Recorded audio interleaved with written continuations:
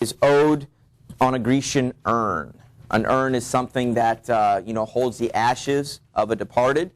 If you've seen the movie Hercules, the cartoon Hercules, the very beginning with the fates, the women, they start singing and dancing, the gospel ladies, okay, they come out of urns and other vases and things like that, or vases, that type of thing.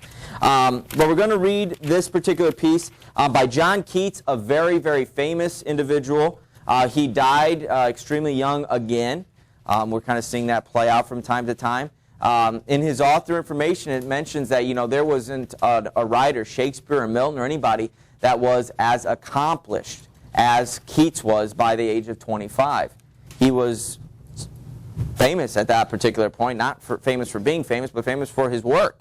While other people were still, maybe in their 30s, 40s, 50s, they became, literary giants. He was one at an early age, so very relevant and significant individual. So Ode on a Grecian Urn is going to focus on, an individual. If you look at that illustration on that page, there's paintings and pictures and graphics around the side of the urn. Okay? And this is an individual. Imagine if you were at a museum and you were looking at this urn and you just start staring and start thinking about it. Not like, oh, it's a dead person in there. No, you're thinking more about, the art on the side and maybe putting a story to it. And so as he's talking these different parts, in essence, it's kind of like a different panel on the urn, okay, as he's kind of thinking about it. So, Ode on a Grecian Urn.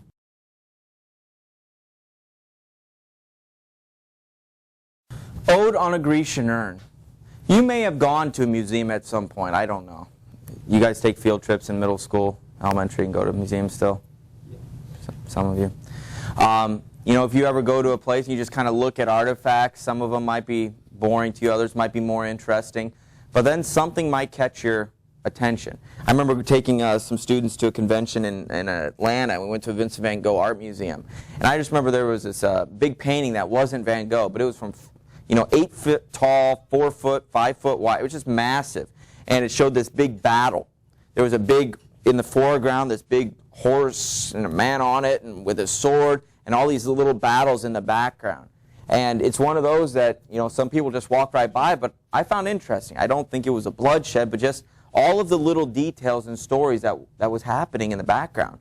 There were people, a woman, going like this and a man getting ready to do something to her, and you're just like, oh, that's horrible, But then you're looking around and, the tides have turned and you see the people who are being oppressed on one side, on the other side of the painting, they're the aggressor. I mean, it tells a story and you can just spend time and look at it. And just move around and look. And that's what he's doing here. In this first part, he's addressing the urn. Thou still unravished bride of quietness, thou foster child of silence and slow time. Lines 5 and 6, who are these people, these, what leaf-fringed legends haunts upon thy shape? Of deities? Of mortals? So are these of gods, of humans, or both? So what stories do you have to tell, oh Grecian urn that's on? What men or gods are these? What maidens loathe? What mad pursuit? What struggle to escape? What pipes and timbrels? What wild escape? What's going on? And so these next 2 or 3 parts has a little segment, a little panel, a little story that there's a snapshot picture. And he talks about it. And some of them are positives, others are happy, and some are, oh, that's kind of sad. And this first one, that there's a fair youth beneath the trees, thou canst not leave thy song, nor ever can those trees be bare.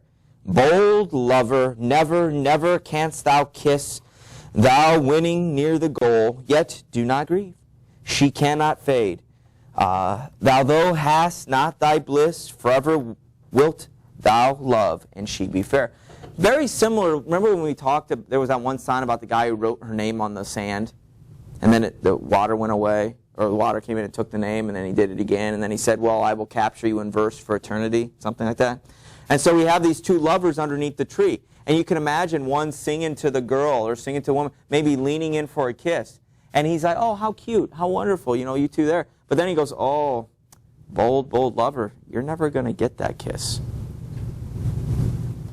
Can you kind of think of it from that regard? you're never going to get that kiss. But don't be upset. Your woman is never going to fade. Your love is trapped in there, and it's beautiful, and she will stay as beautiful and gorgeous to you forever, and she will never fade, and your love will always be there. Okay, you just can't kiss her. Okay, and so that's one of the snapshots. It goes on the next page to talk about, the trees. Oh, happy, happy boughs. You will always have your leaves. You don't have to worry about, losing them in the winter and then getting them back. These things are a snapshot of time that are forever locked in that particular urn. I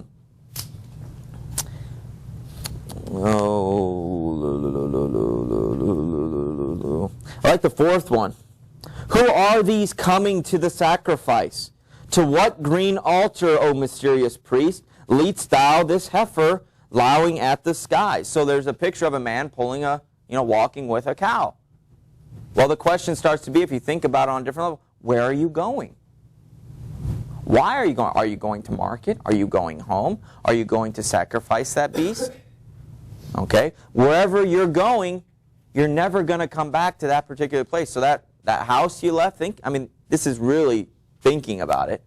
But whatever house you left, you're never going to go back to it because you're stuck here. And wherever you're going to go, you're never going to get there. And this town, there might have been buildings, an empty village behind them. It will forever be empty because it's a snapshot of what it is right then. Is that kind of making sense? Okay. These odes are things that where you spend a lot of time thinking about something in depth and asking yourself questions, and you typically might not ever think about it. That's what these odes are. Ode on a Grecian urn, ode on a west wind. Something so small, simple, whether it's something you can see or not see, like the wind. It's interesting. So the difference between odes and apostrophes, understand those.